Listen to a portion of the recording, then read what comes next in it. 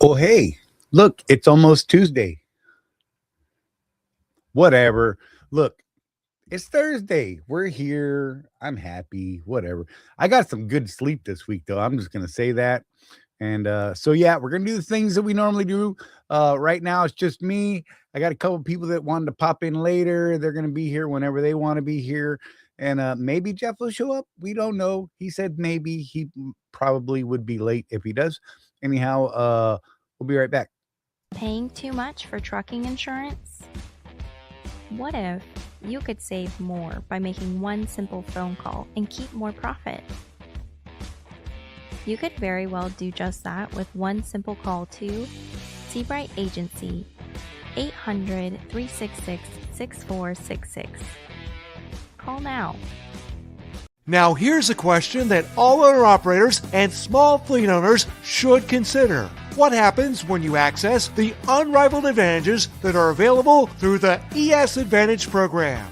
We asked Jeff and Charley from Contractors Corner to share their thoughts on how they've been able to utilize the discounts and services that are a part of the ES Advantage. So we started looking for a way to save money on fuel.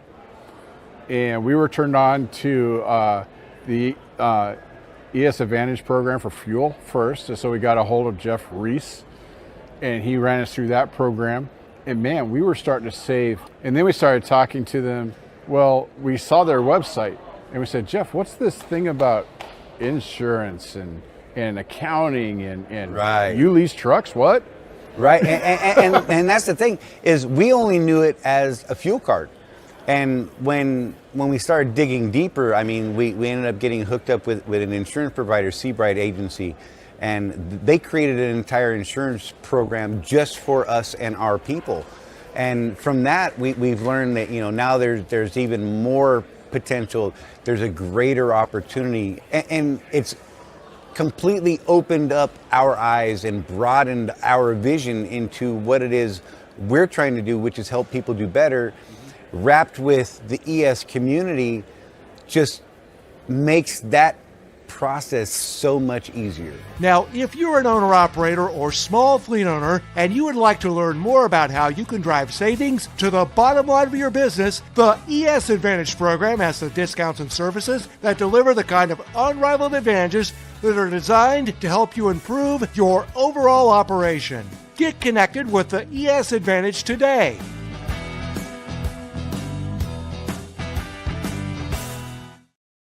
Yeah, what he said. Anyhow, what's up, peoples? Yeah, sorry about the Thursday show.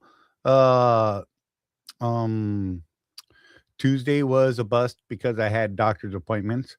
Wednesday was not great because more doctor appointments. I went to the eye doctor on Wednesday. That was pretty awesome. Tuesday was fantastic. They said my heart's not going to explode, so that's pretty cool. Just saying. Don't have to worry about it exploding today. Whatever. Yeah. Donna came in early, ish. Then I think it was Craig, and then I think it was Chris. So yeah, how y'all doing? Glad to see you. Glad you're getting to see me because that's really what's important for y'all.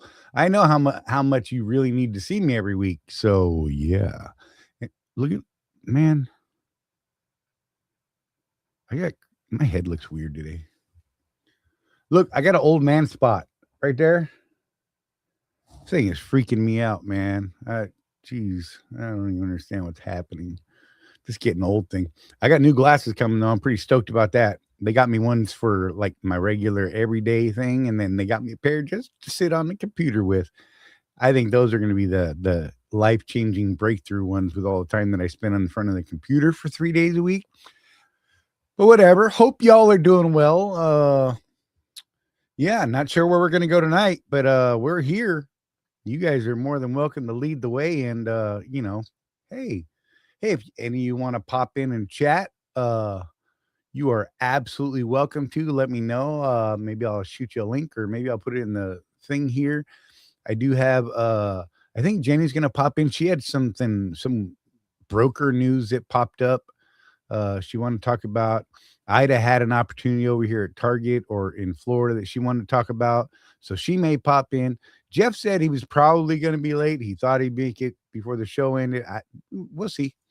He's on a hard run to the East Coast right now, and yeah, it's been one of those weeks, really.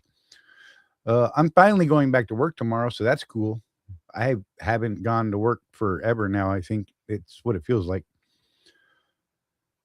I'm not sure. I think it's like 48 right now, Dennis, as far as the temperature. Too cold for me to mess around outside. Just saying, whatever. If I don't have to go, I ain't going. Just saying. Yeah. So Donna, what did you think of the thumbnail tonight? Always love your input. That was a fun one to build. And then my phone made a bunch of noise. Why is it so loud? It's not supposed to be so loud. I turned it down. So I thought. What? Everything's like super loud again. That's weird. Anyhow. Yeah. Yeah, 54 in St. That's about right. That's about the right difference between here and there. Gonna say it again, Charlie. Slacker. What, bro? Whatever. I'm just pretty happy about it. Who am I going to get, Pete? Go get them, Charlie, he said. I'll get whoever. It's fun. I'm just saying. Pete said so. Let's see. There's been some weird news this week. Which company was it? Craig.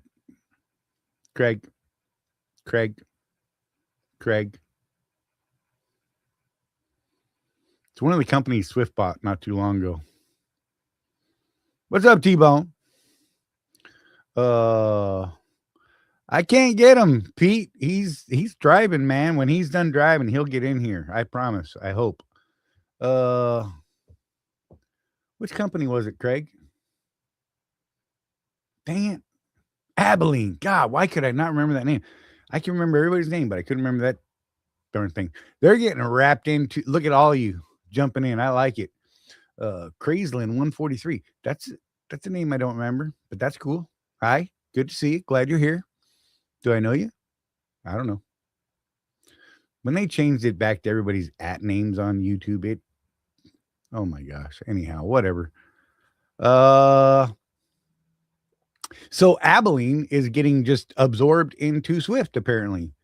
I guess they're taking about 99% of the Abilene drivers and said, hey, you're welcome to come on in. And you can be here and we want you. And apparently 1%, they're like, no, you're kind of a pain in the butt. We're not going to keep you. I guess those people know who they are and they probably aren't really shocked by it, or maybe they are. Who knows? But that's kind of interesting. I think it said something like 300 some odd drivers when you pulled up Safer. I'm interested to see how that whole transition goes, because that might be neat. I guess only about half of their office staff are coming over, though, because, they really don't need all of them. Yeah. There was another company. It was a couple companies that I saw this week that are shutting down. February, I think one of them was. I don't know how large a carrier that was, but at least they're giving people some sort of a heads up.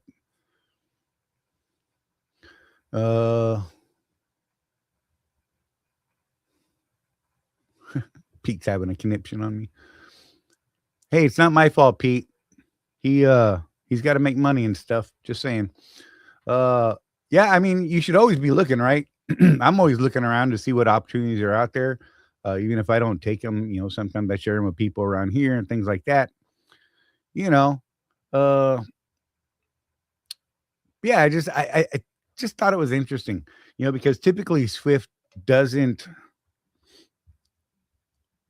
when they purchase a company, they usually just leave them as their own entity and then implement some of their own best practices and things like that. And I guess this with Abilene, their systems were getting so outdated. Rather than go in and update all their systems, they're like, hey, we've got kind of better systems than you right now. We're just going to fold you in and, whatever. I guess some of the, I guess they have a couple owner ops as well that have small fleets. I was listening to Mother Trucker earlier. And he was saying that they have a couple of small fleets, and some of them are waiting to talk to their drivers to see if they want to come over. I guess one or two have already said they would be. Yeah, Dennis Mercer. I mean, just saying, that's a decent one. 10 roads, yeah, 10 roads. That one threw me off, man, because that's been a long-term thing there with their mail carrying and stuff.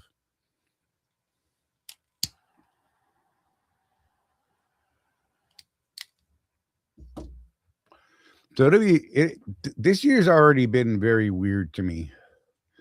I mean, politically, business-wise, it's just been a mess already. You know, got all this crazy stuff going on in the news. We got, crazy stuff, from, immigration stuff to business stuff to we're snatching world leaders, not world leaders, but you know what I mean.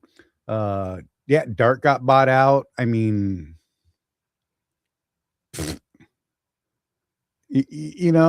Western Flyer, yeah, Western Flyer with the reefer over under prime now. There's all kinds of weird mergers and stuff happening this year already. This is gonna be a year to watch. It's either gonna be really good by the end of it, or we're all out of business. I don't know, man. Not really, but you know what I mean. It's gonna seem like that. But maybe that's what we actually need in the industry. We do need a bit of a calling out here. Let's be real. I'm not trying to vote for any one person or another. I'm just saying, get your stuff tight. Make sure you know what you got going on. Get some planning done and really just start tightening up, man. Because if you can get through all this nonsense, you'll be able to make it through anything that the future throws at you short of, thermonuclear war. And I mean, I don't really have a great plan for thermonuclear war. And EMP, I'm ready for that one. But the planet glowing is not the one I want to live on. I'm just saying. Got all kinds of stuff going on in international news. And it's just, man, it is just nutty out there right now. Russia, China, us, we're all making these big flex moves and doing all kinds of nonsense and craziness. Not nonsense, but you know what I mean. It all just seems, it's a lot right now. So, our world of uncertainty, do what you can do, maintain what you can maintain, control the things that you have control over. What are you doing day to day? Things like that. I mean, that's really the only thing you can do. I mean, can you control what Russia or Iran or China or us really do? No. But you can adapt to what's happening and maybe try and do that. I don't know. Yeah, Donna. He was dazzling me. It was great. But you know what I mean? I don't know. You just got to kind of roll with things and adapt as they go. It's a crazy time. And I thought last year was a crazy time, and then we're 15 days into this year, and here we are, woo, off the hook. Like I don't even know where we're going with any of it.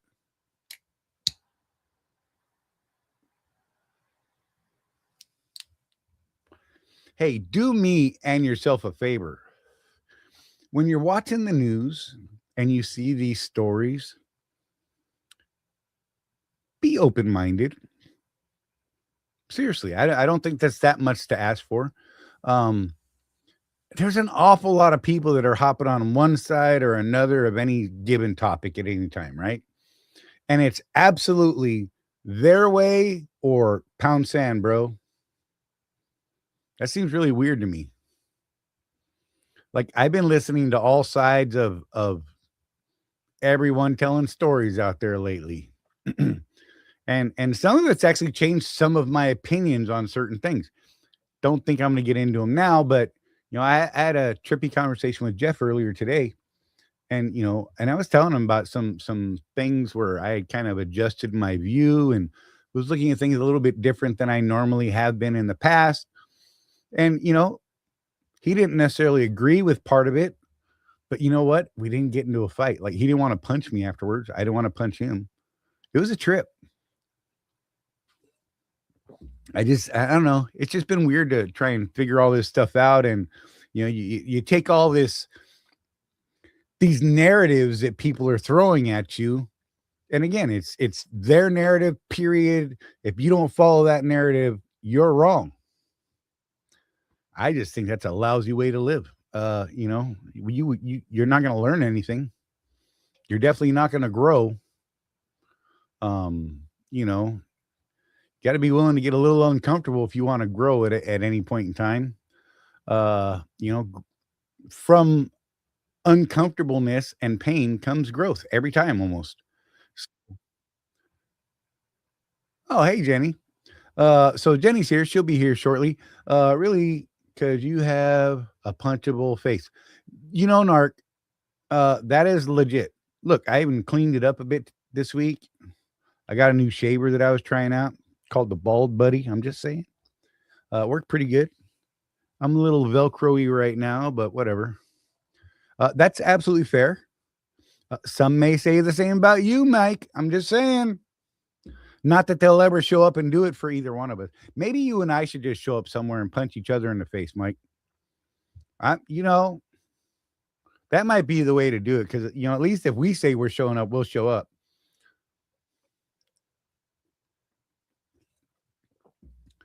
You better stop being mean to Jenny.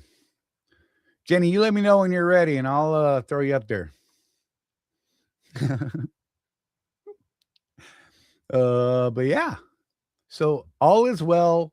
The world is broken and just kind of roll with it right now. What lease is better, IEL or MRP? I don't like the MRP. How's that?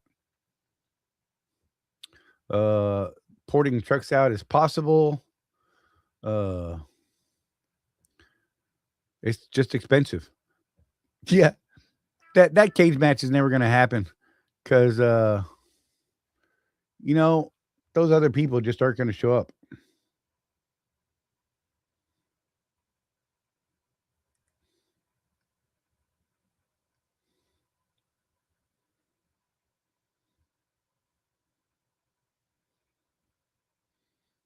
Gotcha. Narc's like texting me. I'm like, whatever. I can't read. So T-Bone, just so you know, the other night you asked Narc to put you in contact with me or something like that. And he just did that right this minute because he forgot the other night.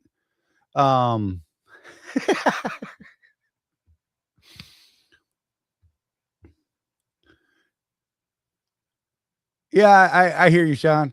But I don't know, man. The world's just a weird place.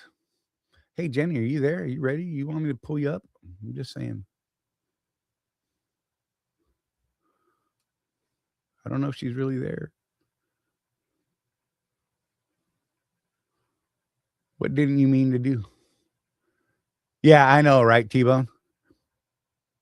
Oh, my bad, Narc, Mike. Look, I'm combining words. Whatever.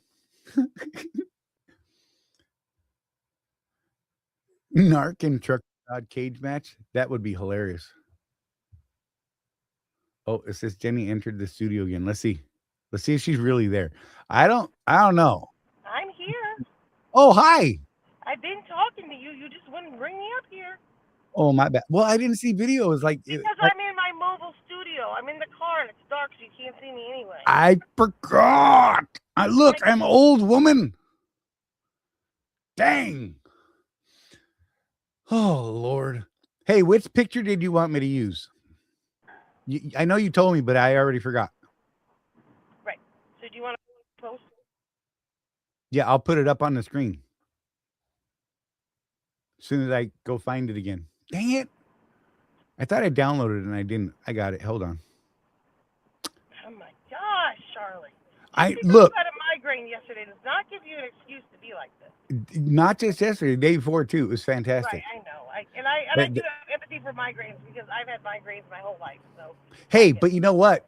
I did get them to send me to authorize me to get my shots back going again for my Imitrex. Imitrex, yep. That's so I'm pretty stoked about that. They were, because I was reading after I found out about that aneurysm thing. I'm like, oh, that's a problem with Imitrex because, they're like, that could just make your heart explode faster. Well, of And my course. doctor basically broke it down Tuesday. He's like, look, man, he's like, the risk isn't really going to change for you. He's like, your aneurysm is kind of don't worry about it right now. We're going to monitor and keep track of things to make So sure that do you it's. have migraines because of that? No, I have migraines from occipital neuralgia. Oh, that's right. It was one of those great big words I couldn't remember. I knew. Yeah. Yeah, it's not great. Well, I could tell you I had deep venous thrombophlebitis, if that makes you feel any better. That's words. Yeah. Those are I had definitely blood clots words. in my leg Oh, gotcha. since I was 19 years old. DVT, right? Yeah. Deep venous thrombophlebitis. Yep. Yep. So my daughter had that going on. And then she was on blood thinners, and then a bunch of other crazy stuff happened right after that. So, yeah. So when I was 19, I had a knee surgery. I was a smoker. I was on birth control, and those are 3 of the top 5 things that cause blood clots. Right. So 1 + 1 + 1 = blood clots. Right. Yeah. So the one with the WLX was no or yes? Yes, the one with the WLX is a no. Okay. Let me go grab the other one. Yep. There's an updated one without that. Yeah, so it all showed up in my, like, when I looked at it, they were all in the box. I'm like, I don't know. I could probably just look at the time. That would have been smart. Or you could have looked at the one that said updated on it, but that's okay. That is a possibility too. Whatever. I mean, anything that might be a key clue, like your magnifying glass out, Sherlock. It's good times. Where's Jeffy? Still driving. Oh, me crazy. He's on a mad dash with a time crunch, and it's great. Yeah. All right, let's see. So you got me for the cheap entertainment tonight. Great. There you go. I just said she might pop in too because she had some stuff she wanted to talk about. She's got some sort of opportunity down here for people that are, over at the Swift side and want to come run some Florida freight that she has temporarily, and I don't know. So here, let me get rid of my banner so it stops cutting off the bottom. They act like I want to talk to them or something. All right. There you go. Oh, I wasn't cutting off anything. Whatever. Anyhow, so explain what's going on here, Jenny. I got the picture up on the screen. I don't see it. Where's that? I don't see it. That's because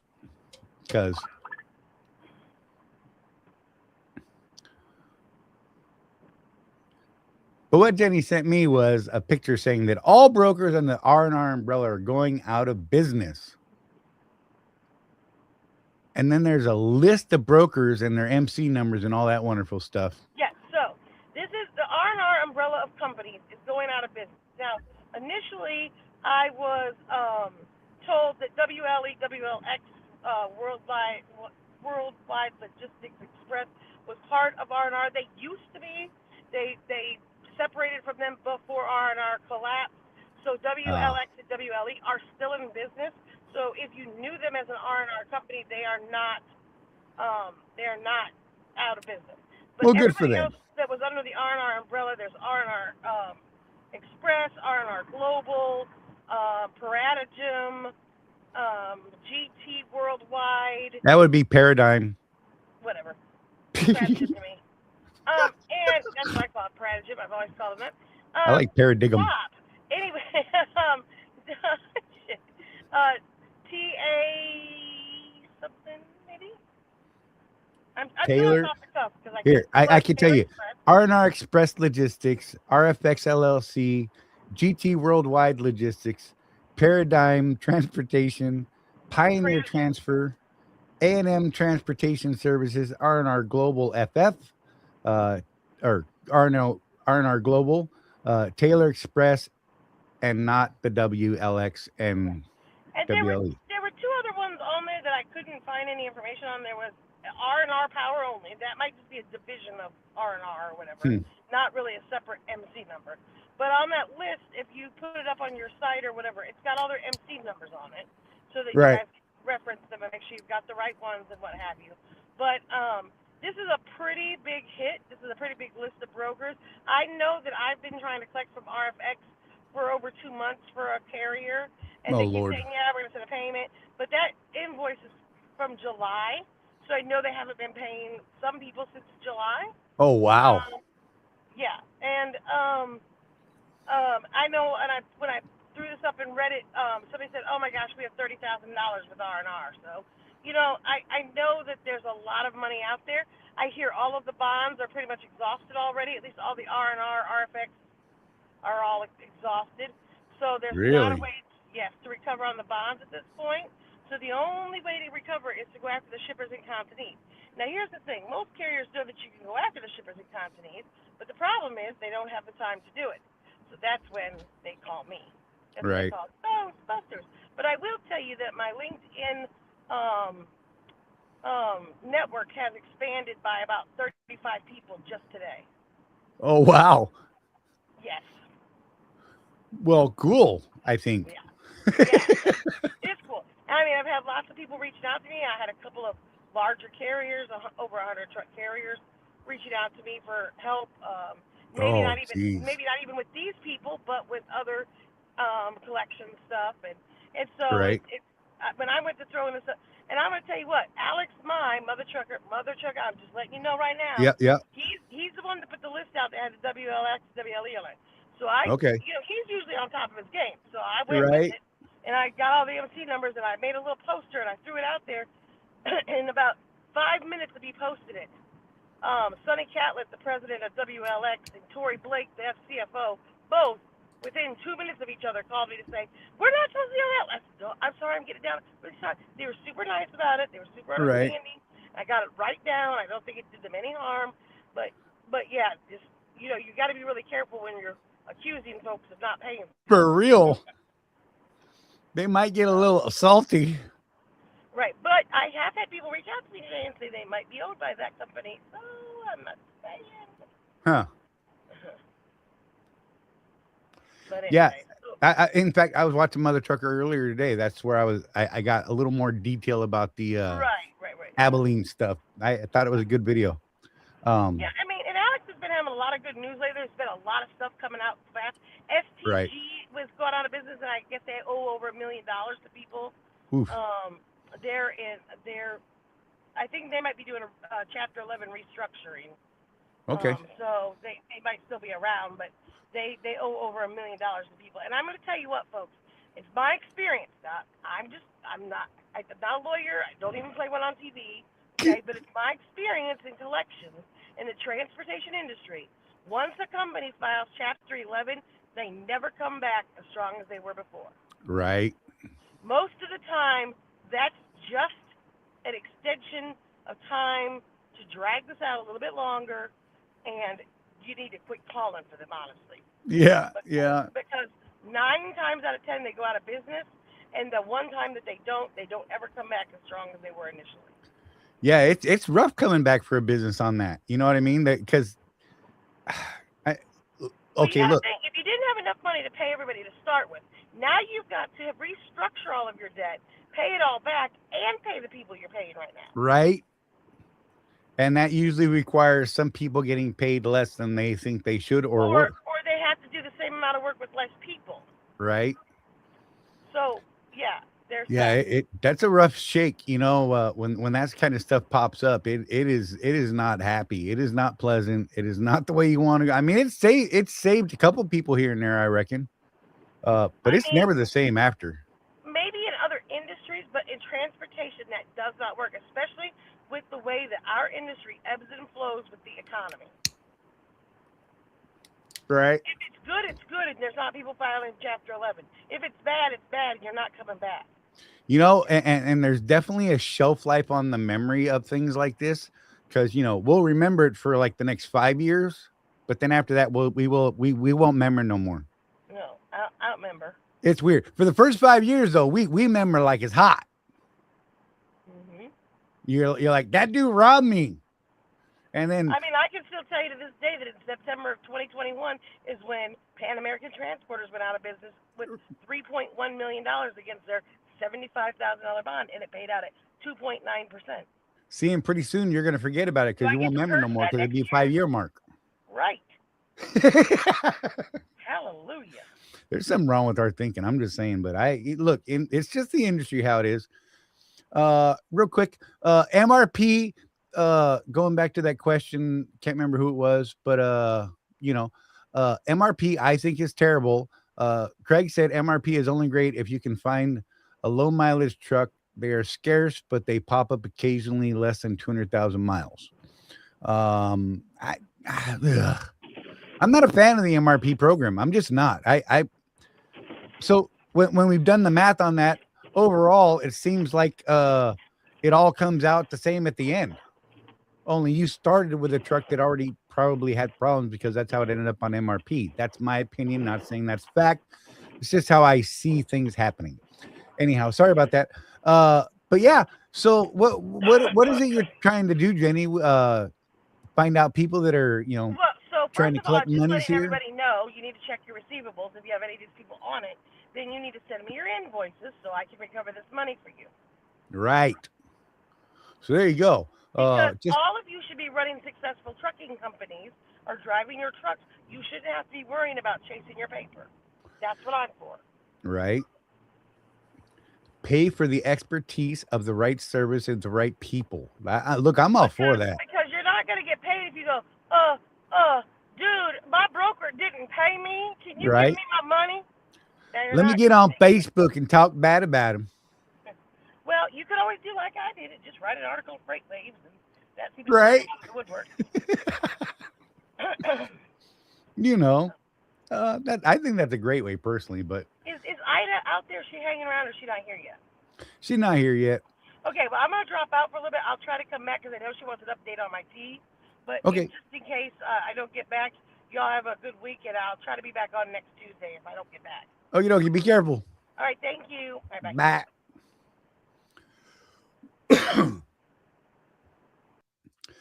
So yeah, that's what Jenny's got going on right now. This R&R place. Oh look, I just got to my gate. Ida said, "That's funny. That's hilarious." But whatever. It's like maybe they're the same person right now. That would be weird because one vanished and the other appeared. They weren't there together. Huh? Just saying. You ever get weird ear hairs? I got some on this side that, like, I'm just saying. Sorry, that was random. Squirrel. Ida will be in here shortly to talk about what she had, Chris. I'm not going to steal her thunder. It's something she wanted to talk about. She's going to try and get in here shortly. Superman, Clark Kent. What? Right? I'm just saying. Which one's the super person, though? I'm going to say Ida's the super person because I feel that way. Whatever. Judge me. Hate me. Whatever. I'm going to scroll back up here through some comments. Sean said he fired Stephanie. Okay. Yeah,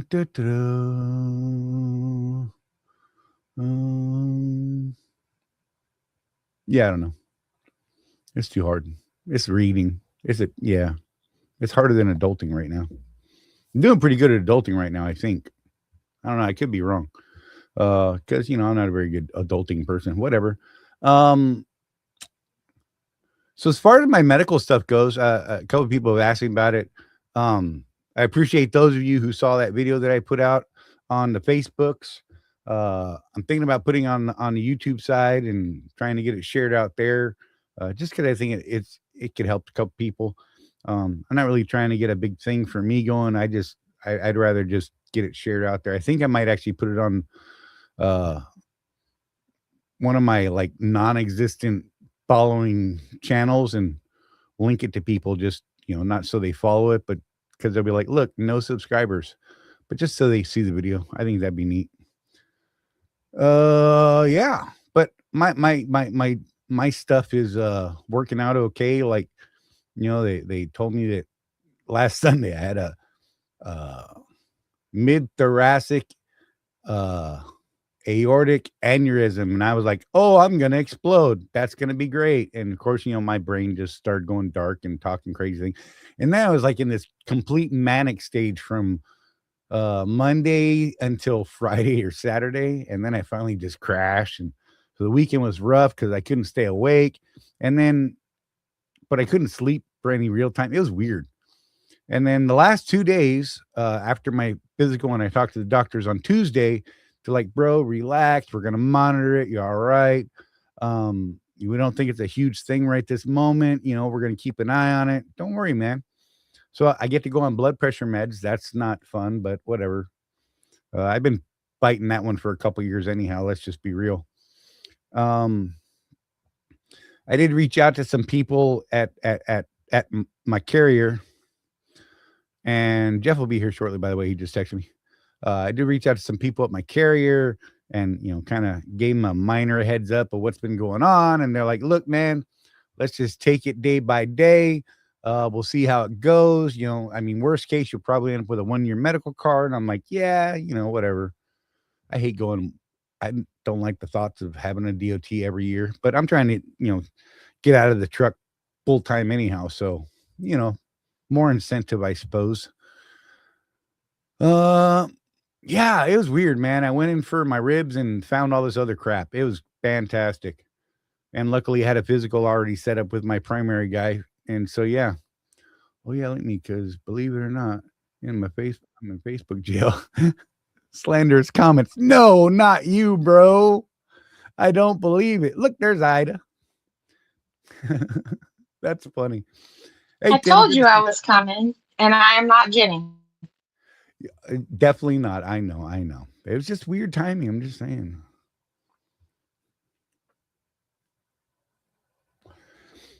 So how you doing, Ida? What up, Pookie? Oh, What up? living the dream. So, living the dream? Is that what you're doing? Me too. I'm Something. living the same one over and over and over again. I Yeah, did get accosted on my driveway by the donkey who I had no Oreos for. He was very Ooh. dissatisfied. Yeah. Yeah. They get that So, way. yeah. Coming in my back door. This is weird. Charley, come back to us. He's gone. It's a child. It's weird for them to come in that door. I'm doing my show, buddy. You can come through here. Make sure you close that door all the way before my dogs come in here and start kicking me and stuff. Live show, whatever. He's back there struggling with the door. It's hilarious. You got it, buddy? All right. Get out of here. I love you. You're my favorite Jordan. Favorite grandpa, he said. You heard that? I'm just saying. I'm his only grandpa, but whatever. Freaking sweet. Just saying. I'm Freaking taking sweet. So I don't have any cool visuals like Jenny did because I'm nowhere near her level. Right. But we were awarded. They brought back the pedal loads, and in case you didn't know, for the FDC, our Super Bowl for highest load counts is from Valentine's Day all the way through Mother's Day. Right. So they awarded us extra lanes. Of course. And basically how they'll work, I need about 10 to 15 people that want to stay out of the snow, first and foremost, that would like to go down to Miami, pick up loads of flowers, and deliver. I think the stops are 6 to 8 stops a piece. And they'll pay round trip from wherever you start from. Charley knows. I'll make sure you get your miles, and I'll make sure you get your money. And then if you like that, then we can bring you in and you can run some of our regular loads and help us get through our busiest season through till Mother's Day. Craziness, yeah. It is insanity. It's bigger. I know, it's bigger than Christmas, bigger than Thanksgiving, bigger than any of it because people like flowers. So when exactly does the flower stuff start, Ida? So our pedal loads will start February the 9th, 10th, and 11th. And they're set up as you pick up one day and you deliver them the next. So you'll pick up your flowers, travel to, and some of them go from Miami to Jacksonville. Some of them go from Miami to the Panhandle. Yeah, we'll be servicing the bulk of Florida targets for their, their Valentine's Day flower needs. Nice. Like I said, there's Was 6 to any of 8. that Well, I going- think one. Do what now? Was any of that going farther north even? We did bid on those, but I think the decision was made to not take those. Gotcha. Yeah. I don't. That's outside of my Right. my realm of what I actually do. So That's fair. my That's fair. let me use my corporate speak that ChatGPT taught me. That's outside of the scope of my capabilities, sir. Right. Oh, it's good stuff. It's been kind of crazy busy up there lately. It was before I took this last 2 weeks off, I guess. I don't know. I could have used you for sure. Well, we have the 1 week that's a slowdown, right? And we Right. did get enough people in to like flatten the curve on the backlash because you have everybody that's run through the holiday and everything that needs that they all reset on the same day. Right. Craig, I think we have it's 15 it's 15 to 18 petal loads that we're gonna have. And just to kind of answer another question that brought up for me, I do have Miami pickups and Miami deliveries too. So some of them are a little bit shorter. I think the ones picking up on the 10th and the 11th are the shorter ones. So you could possibly, like, if I have one that picks up, late the night, you could deliver the 10th and pick up the next one on the 11th. So I could stack a couple of people on them. Right. That's definitely a possibility. I missed my trash can. That was great. Train wreck. Yeah, and then isn't there a couple of new stores that just recently opened too, or another one that's about to open in Florida? So your day load stuff is kind of growing as well. Yeah, so we got those stores already. That's that Lecanto store that you like so much. I love that one. That's one of them. Those are really We nice got what? food, by the way. I think 3 more in our same day market, that Tampa market down there. Right. So I keep fighting with them to make Dothan a same day store so they can connect it to the Albany and the Tally Ho, but they won't do it. Right? That's weird. It doesn't make sense. And usually it goes by itself anyway.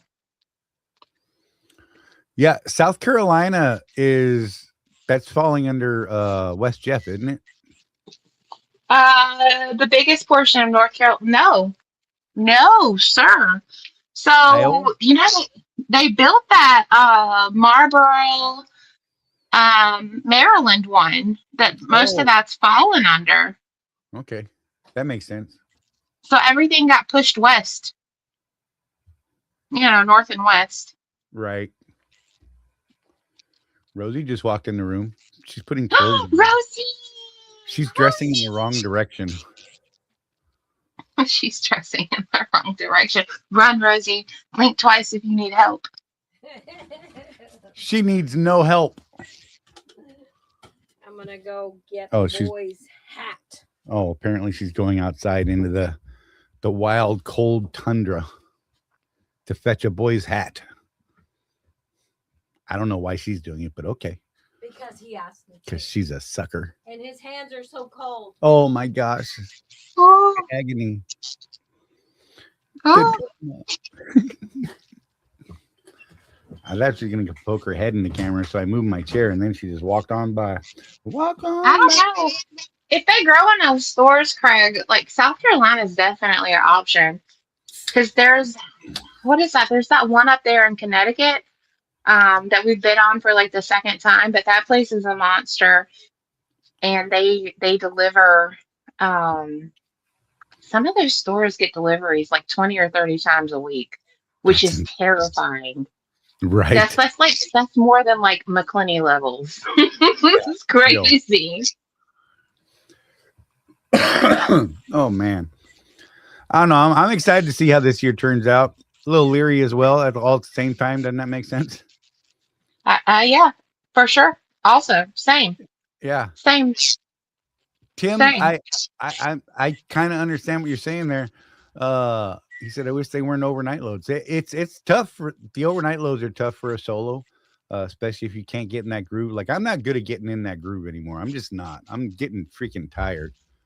You know, um, I can pull it off every now and again, but I couldn't do it steady. Which is why I drive days and Rosie It's does nights. difficult. She loves it. It's difficult. I was always a night driver, but since I've been in the office during the day for so long, I am solar powered, man. Right? Absolutely. I'm also old, so You, there's that. you're not that old. You're still a baby. But it's okay. See, Trust me. Chris even said, especially if you're old like me. Well, Chris is old as hell. He's like 107 now, so I can honestly, I've seen the man. He's rough looking. Not really. He's the Brian Laughlin of the Not My Fleet. So Brian Laughlin looks like he's 107. He's not. Do you know he's getting ready to hit 70 though? That is insane. And has changed his mind again about retirement in 2 years. Oh God. Yeah, I saw that he just hit his 3 billion miles. I was like, good for you. And he's like, grrr. Yeah, I'm getting ready to have two Swift Legends on my fleet. I'll have Cal Maggie and I'll have Brian Laughlin, which is really cool. Yeah, I kind of, it would be kind of neat if they gave us the legend stuff. Just saying, contractors, but they don't. You know what? They're giving not the legend stuff, but they are giving you the mileage stuff, I thought. Yeah. I just think the legend stuff is neat. You know what I mean? Because I think it takes a lot to be a contractor for over 20 years. I'm just saying. I don't know. It comes to it or whatever. Do you have your miles? Do you know? Yeah. You do? No, I should be approaching 2 million. Don't know that I'll ever hit it because of the limited miles Rosie and I run these days. You know what I mean? Mm-hmm. Because so what they did it when they gave me my million, it was purely my miles, 100% my miles, no mentor miles, none of that. Then after that, they changed it to where they give you a portion of the mentoring miles. And so it made it a lot easier for a lot of people to jump up, because I was always one of those people that truly let students just drive their butts off, man. My job was to sit in the right seat most of the time and just hang out, guide them, train them, crazy talk. What you're supposed to do. Yeah. So my miles reflect what I've actually done versus some others who have, and I'm not saying giving them training miles is wrong, because I think that those are valid miles. I mean, you're working, you're training the next generation, but yeah, I didn't get those miles, so I struggle. You know what's so cool about Brian and Cal? And I was thinking about this the other day. So they're both about to be Swift Legends, right? They're still with me. And both of those drivers pulled the first 12 hours out, our first 12 loads out of that DC. That's crazy. I know. I think that's cool. I'm going to have to do something big for them. Right. That'd be fun. It just amazes me. That's all. I think it's fascinating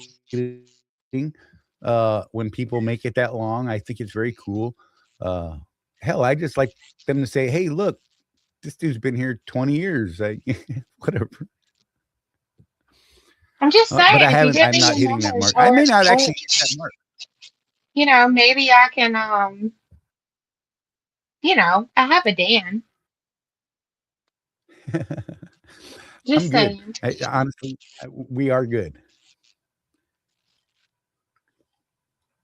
Where is the least driver's orientation? There is no such thing that I'm aware of. They give you some stuff to look on online. Yeah, there's no such thing. It's qualifications now. Yeah. It's no such thing as an orientation for a contractor or for company. It's just a qualification portion that you go through. Yeah. Wait, there's no orientation for company now? It's referred to as qualifications. Oh, geez. Whatever. There's these things. So what do you I think know about I the can't Abilene keep stuff, up with Ida? it. I I'm surprised. Right, And truthfully, I don't know all the ins and outs of it. The surprise for me comes from that the government let them do that. Because I right, still think about AT&T and Southern Bell. Reach yeah, out and touch someone.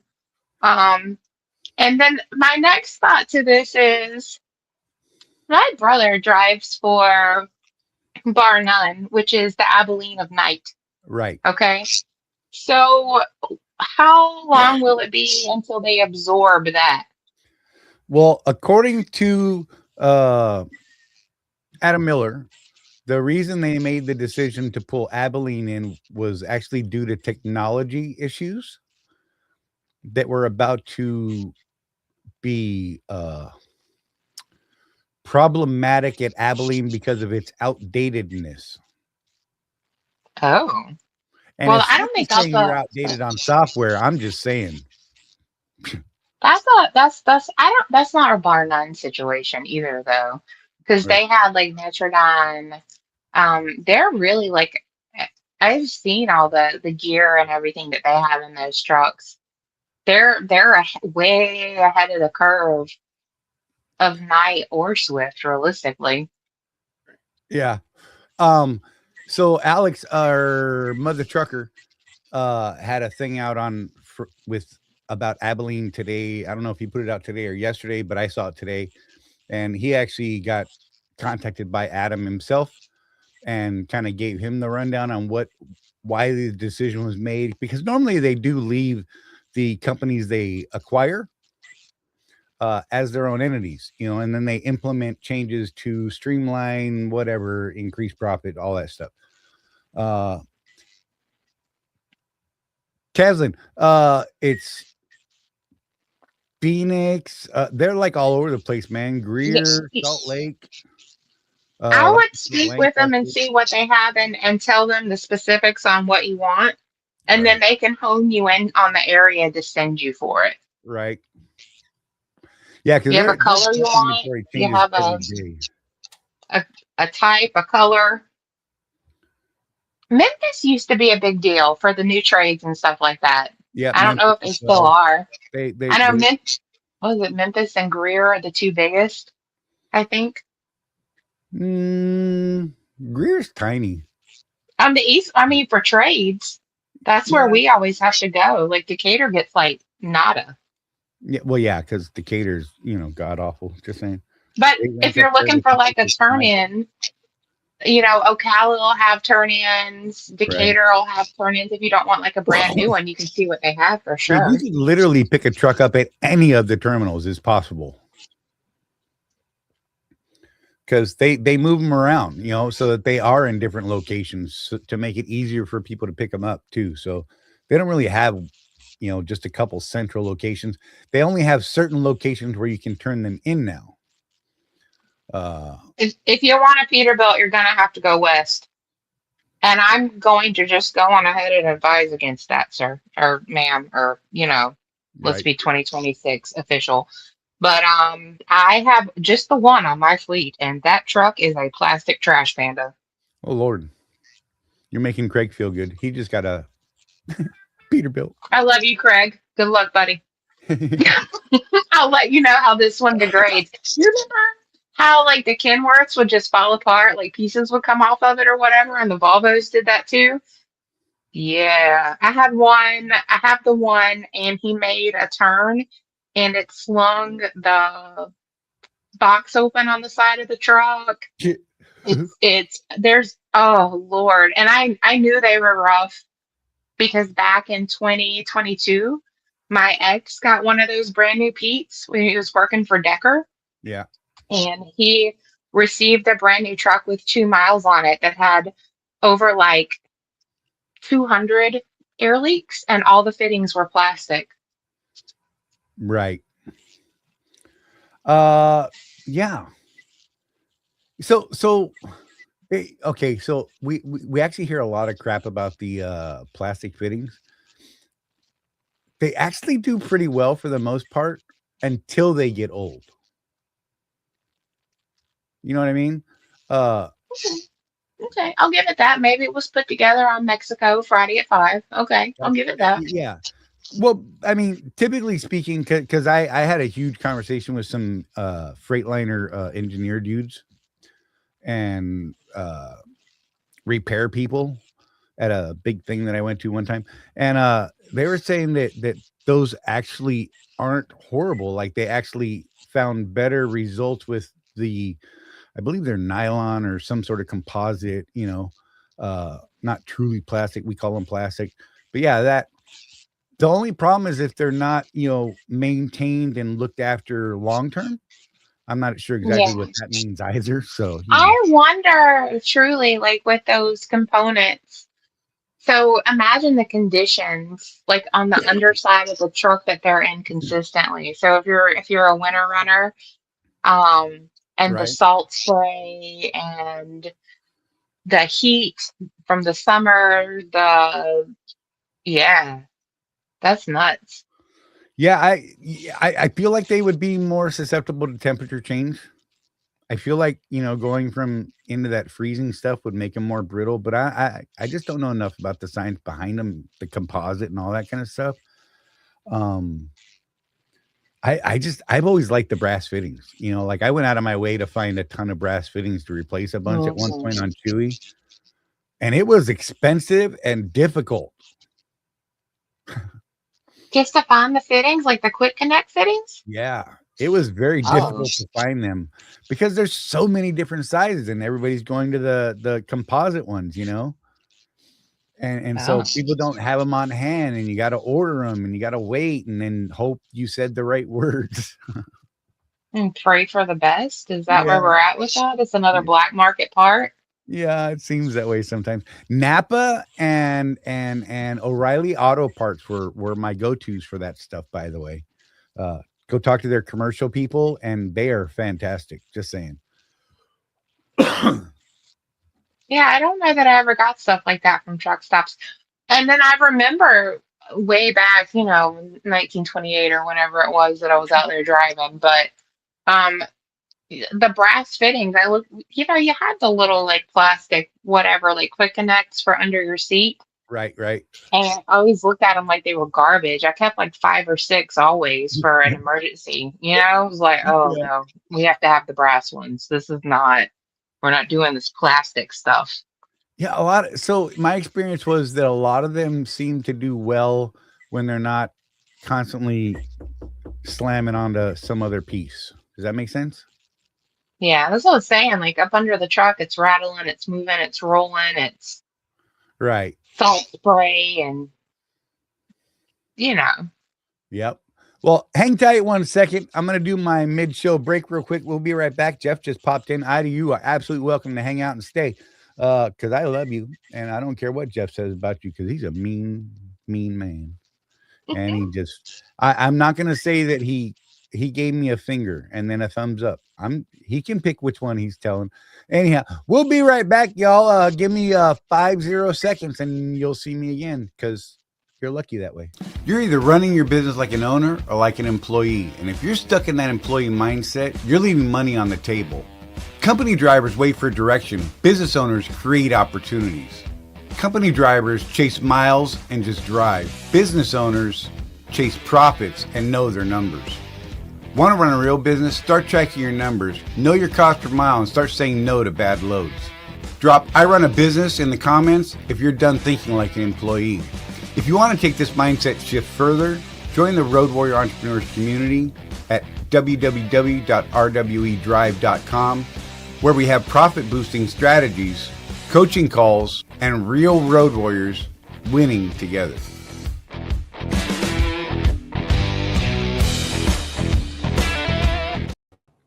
Right? I don't know who that guy is, Mike. I'm just saying. What's up, Jeff? I don't know. That Charlie looks like a different Charlie, and I'm suspicious every time I see it. What up, Jeff? What's up? Oh my gosh. On my chariot back in the Roman Empire, they were all brass, no such thing as plastics. There you go. Where did Jeff make it tonight? Sean wants to know. Morris, Illinois. Ugh. Sorry, Oh, I remember Malls. I don't like that place. I would have been here like 2 hours ago, but you got to walk 10 miles to get to the building from the church Right. parking. Right. Yeah, that's a lot of And I work. needed the candy bar. That TA was a tragic place to go. When you had to wait for the Costco. Oh goodness, Charlie. I should bring Charlie. these into your office and drop them off because Please my don't. son and his Please. woman are trying to give me diabetes. So I've Please, got, please stop it. check this out, Charlie, Butterfinger? Butterfingers and Coke Zero. There you go. There you go. Is that I'm cherry happy. Coke Because the Zero? Diet Coke will make that better.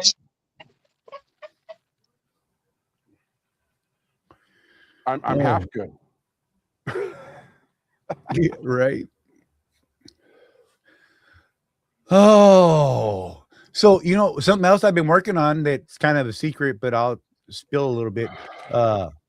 That fuel mileage and maintenance tracking app that I was working on, and I said that eventually what we want to do is actually turn it into a kind of a full blown bookkeeping project.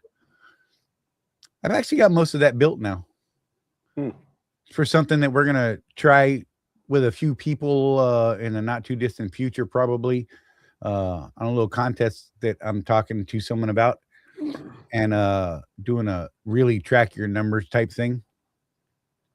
And oddly enough, it actually is working fairly well so far. I got more of it coded today, Jeff. That's I was like, oh crap, the show's in less than an hour because I was working on that. It was great. Oh my gosh. It's a pretty good squirrel. Yeah.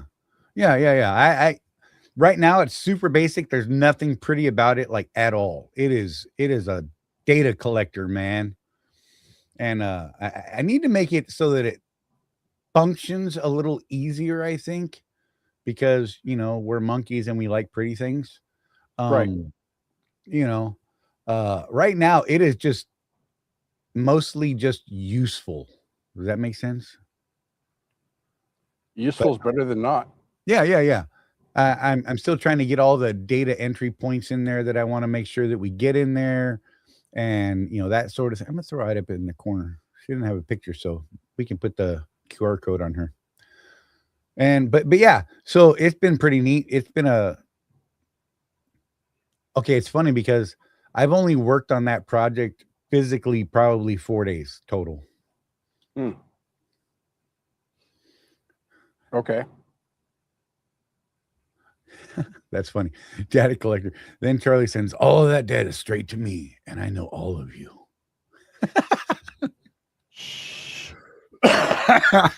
Right?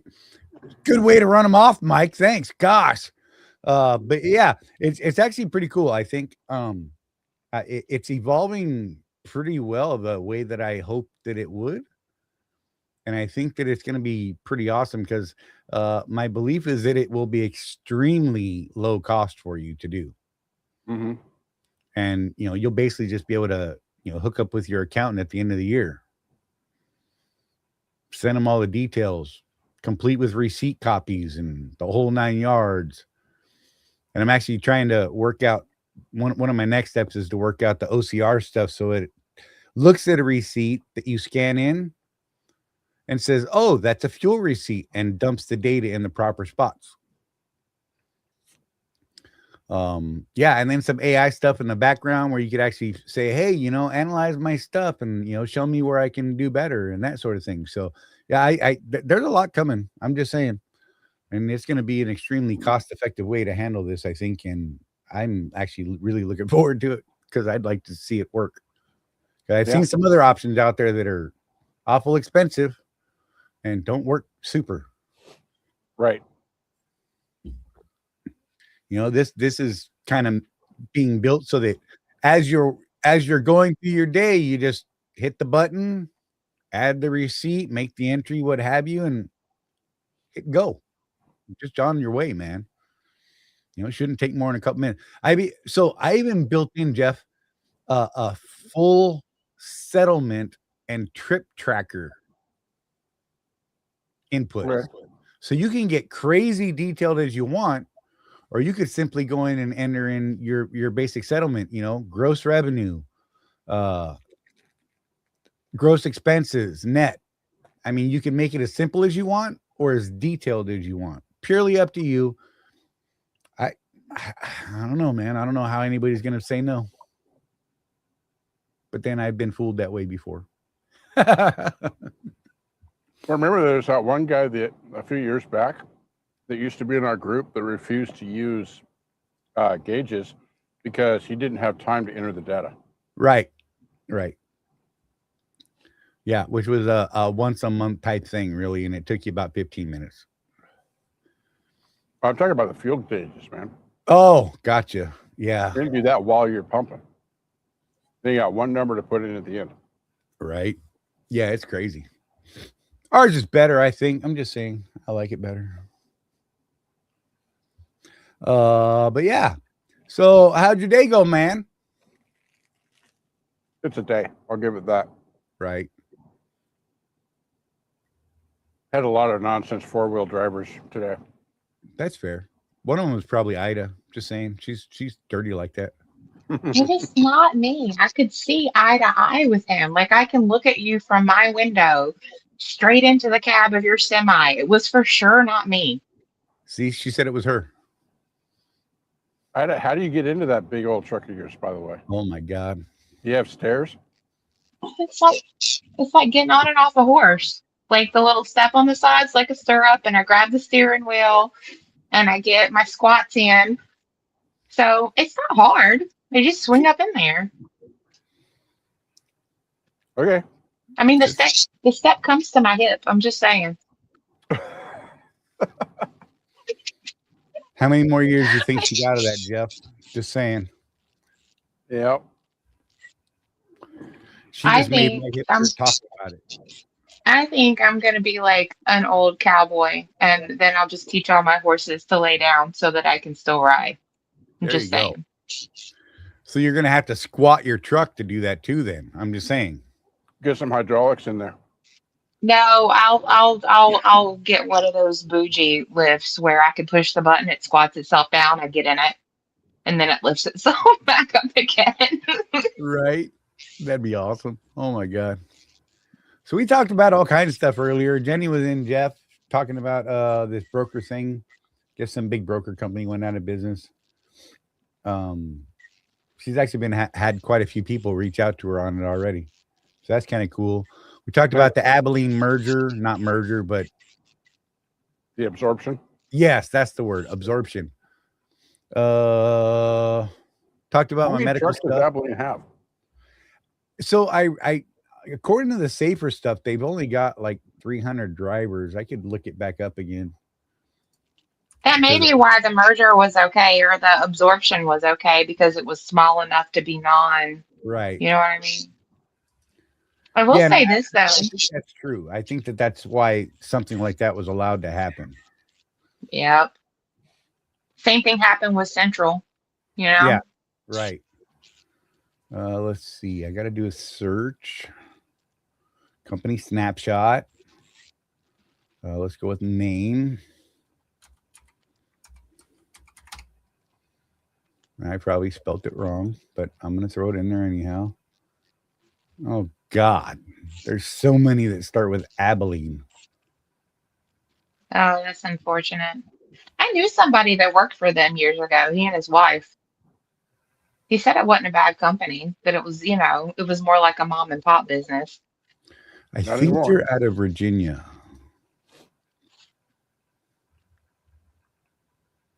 So did you ask Jenny about the TQL thing I told you about? No, I actually honestly forgot all about it. Okay, it's not that one. How about... Oh, where'd it go? Dang it, I went backwards and I lost Chris, I'm headed all the way from Salt Lake City to Maryland.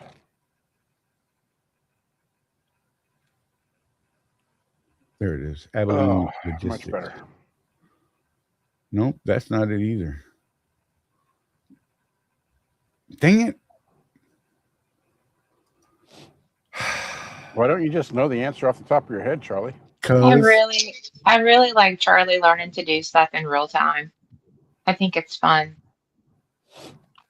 So Jeff, you'll be proud of me because you know how I've said that AI is the devil. So Uh-huh. I've been implementing AI in my office stuff, right? I've been utilizing it for my new safety initiative for Oh, okay. visuals and messages. Yeah. And I still think that it's sentient and hasn't figured out how to make itself like take over us without us being able to turn it off. But it is very useful.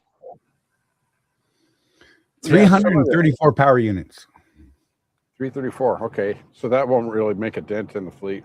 and 312 drivers, and 99% of the drivers have been offered positions. Okay. Yeah. It's Abilene Motor Express, by the way, in case, you know.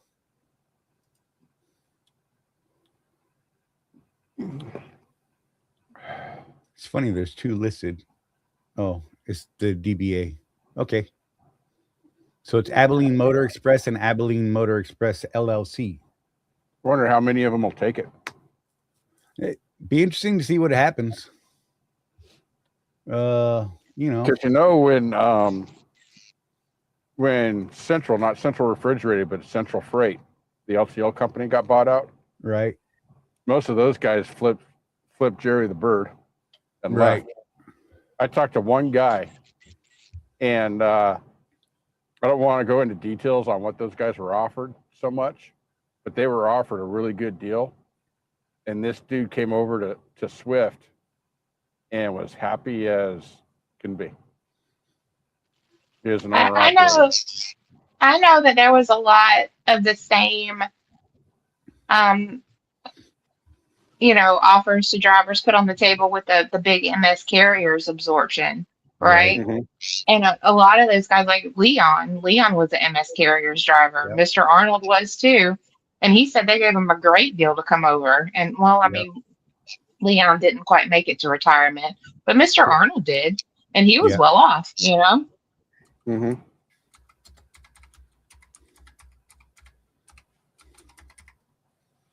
Yeah, I remember when we just before we absorbed Central Refrigerated fully, we started occupying their terminal in West Valley City.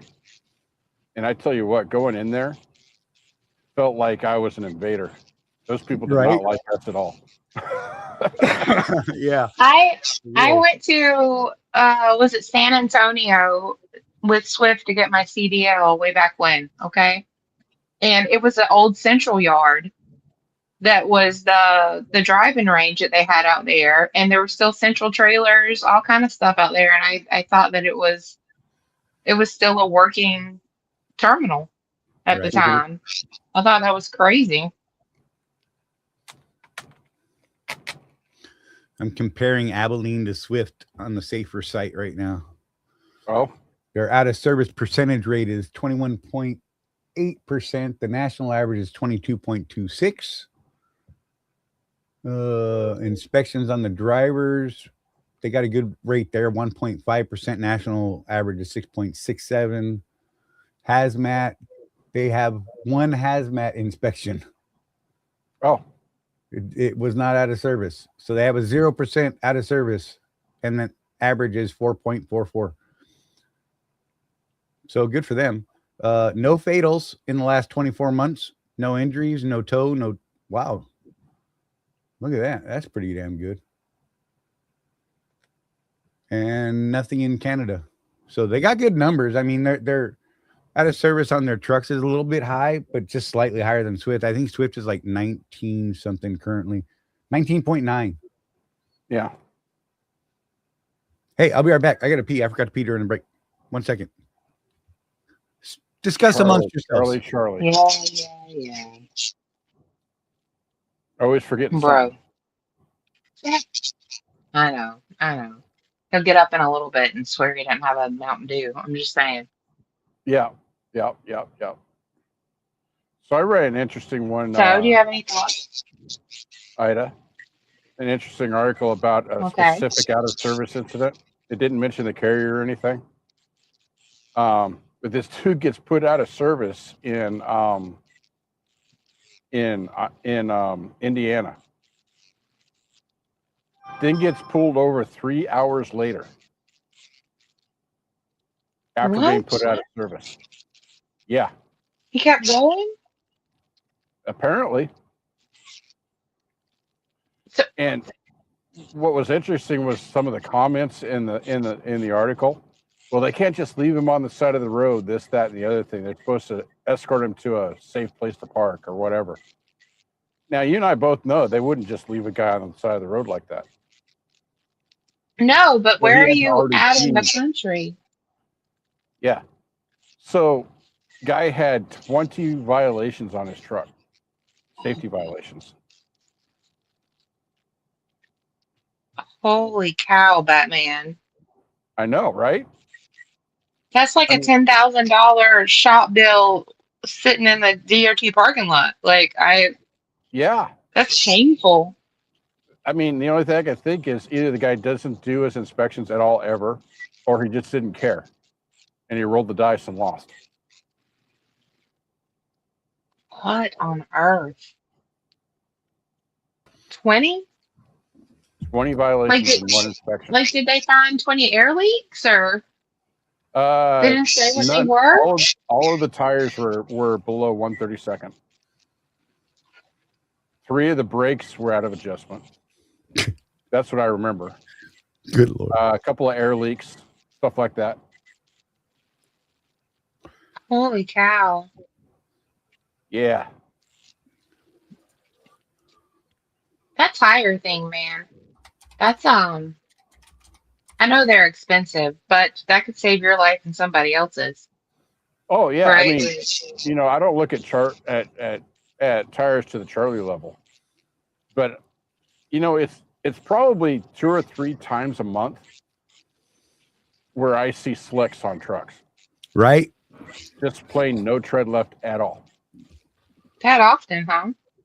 Not quite down to the belt yet, but still no tread.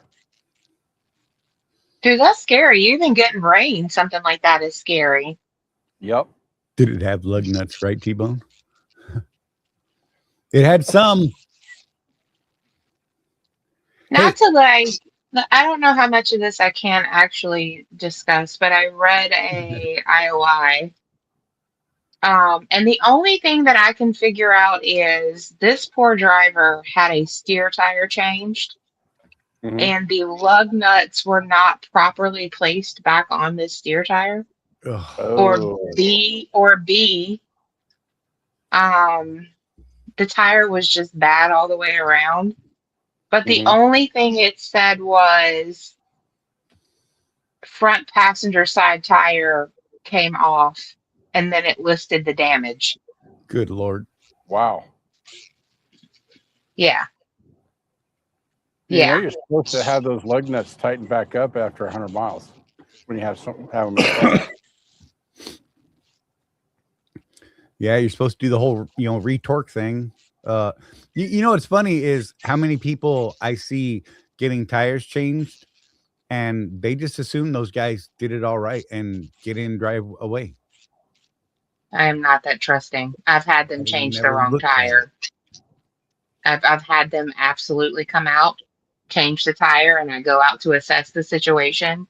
And they have left the flat tire on there and removed the good tire. Right. I've seen that happen. I have no trust. None. That's absolutely fair. I'm just saying. Yeah, I like crawl around the truck. I take it in for service, and I'm like looking for rags and loose things, and I look at everything that I know they should have touched, and I make sure that it's still in the right place and secure. Yep. I especially find rags. I watched one of the dry trailers. Like somebody was bringing. I happened to be standing outside, and I'm watching like a Hogan carrier. I think it was one of the guys that hauls for one of the dry sites. At any rate. And I'm looking at this trailer, and there's this thing like jingle jangling under this trailer, and I'm trying to like place it or whatever. And so I got my phone out as he's backing in and like zoomed in, And I realized that he has broken the spring for the airlines under the trailer, and it's just jiggling under there. And the only reason they're not dragging the ground anymore is because he slid them all the way to the rear, man. Right. How do you Come miss on, that? jiggle it just a little bit. What? I sing that to Rosie a lot. Just saying, whatever. Hey, there's a new Where's channel I've been Jeff? following, and I think he's awesome. He's a DOT cop out of Vermont, and I don't know how I haven't seen him before. Yeah, I saw him the other day. That DOT cop is awesome. Yeah. So I'm gonna throw it in the chat. You guys should check him out. I subscribe to him, and I've been watching the hell out of his videos. And I ain't fighting with this dude. I want to get this guy on the show. I don't know if I can do it, but I want to reach out to him to see if I can get him to come talk with us, because I love talking this DOT stuff. And this guy's got a real common sense approach to actually enforcing DOT rules. No. He is all about not interpreting things when there is clear verbiage. Okay. He reads the rule as written in the FMCSR and applies it at base level. Okay. That's good, because Right. have you read through that, the trucking Bible? Right. Have you made an effort to, you can akin it to the King James version and the thee and thou, and it Right. uses words that you must Google to understand. Right. Look, I used to buy the big green book with all of the extra stuff in it every other year. Yeah. When I was mentoring and such. Now I utilize the ECFRs and do it that way, because it's all online. I don't have to buy the damn book anymore. Whatever, technology, love it sometimes. But this guy is fantastic. I mean, if any of you guys haven't seen this dude for real, go to that channel and check him out, because legit, I just like this guy, man. I don't think I've seen a video where I wanted to argue him with on anything that he said. That's pretty amazing coming from you. Right? That is kind of amazing. I'm going to run a test on this, Charley. I'm going to play it in the office when my front half planner is in. And I'm going to get comments, and then I'm going to come back, okay, and see if the consensus is overall, or, Oh yeah. if the shared consensus is the same. Yeah, I look for the personal conveyance one. That's a great one. How about firearms and commercial vehicles? That was a great one. What he looks for on inspections. There was some other stuff recently that I was watching. God, I've gone through so many. That's a great thing I can share on my group site, right? Like our Facebook for our drivers. I just start throwing that stuff up there. Which is something I'm launching next week. I'm making the visual. So my new safety is a rolling 12-week thing of stuff that it just keeps happening over and over again, right? Right. So there's 3 components to it. A visual, multiple messages to the truck, right? Good messages. And daily, at least 2. And then the verbal portion of it. And then I want to add another visual to that page, that group page. That would be fabulous to have that guy to find something that relates back to that week's theme. And right. Yeah. And most of the videos are, they seem to run between 4 and 15 minutes. He's got a couple that are, a little bit longer than that. He's got a 17-minute video that's a full level 1 DOT inspection. Okay. 6.5 minutes on the personal conveyance rules. Things that are red flags to DOT officers as they see you coming towards the scale. I know a few people in our own group that could use some videos on personal conveyance. I'm just saying. Yeah. Hours of service violations. Hours of logging your fuel. I was gonna say fuel. Fuel. You have people not logging fuel still? It's still, they're still seeing it. Huh. Listen, I have a very, Charlie already knows what my stance on it is. Yeah. And if you're a contractor, I'm not going to tell you what to do with your business or how to run what it is that you're running. I'm going to be honest with you, and I'm going to tell you the honest facts, right? So I don't know how the OCR terminals are running things and having these conversations with you. Okay. I can't speak for that. What I hear most often is nobody ever said anything to me. So why am I going to listen to you? You know why you need to listen to me? Because I'm the only one that's going to speak up for you and have the honest conversation with you and let you know if you continue down the path that you continue on, there's a possibility they're going to cancel your contract. Right? Like, none of us want to see that. Let me be the person that intervenes and shows you, you know, this is the standard and this is what they're looking for if they're not telling you. Right. I sent you a link to your work email because I think this is a work related thing, Ida. Okay. Fantastic. From there, you can get everything else he's got. It will That's be beautiful. your work email. I love the guy. I mean, seriously, like totally dig the guy. Again, I haven't found anything that I mean, there's a couple things I went, well, okay, that makes sense, right? Nothing that I want to fight him over though. That's cool though. Yeah. To show our drivers what a level 1 really looks like and what to be prepared for. Right. God, that's gold. Yeah. Even, I mean, he's got a couple videos like that, you know, talking about a level 1. He's got one where he does a level 2. You know, what is it? Why do they do it? You know, what triggers a level 2 versus a level 1? You know, and etc. You know, he's got one that tells you what all of the DOT inspection levels are. I think there's 10 or 12 actually. Wow. Yeah, you know, I can't remember it. Oh, it's 8 levels. That's what it is. I didn't know that. It's a trip, and I've known that for, I don't know, probably 10 years, but it took me 10 years in the industry to know that there was 8 levels because we only deal with 3 really. Yeah. You know, so quick. Hey, let me look at your logs. Get out of here. I'm gonna share that with my group like I shared max velocity. Okay. Right. For real. That kid is gold to us. No, I think this guy is like legit. Like I need to figure out how to get a hold of him, and I'd really like to get him on the show to talk about some of the stuff because there's so much of this stuff that can just ruin your career, and some of it is so damn silly to screw up. Or you're listening to someone that, you know, says, well, my brother's a DOT cop, and this is what he said, right? And that kind of stuff gets a lot of people in a lot of trouble. I've seen it left and right. It's people that have sat at the liar's table at the truck stop for way too long, that counter over there, you know, and then they start their conversation with you saying that they've drove from Georgia to California in reverse 3 times, you know? Right.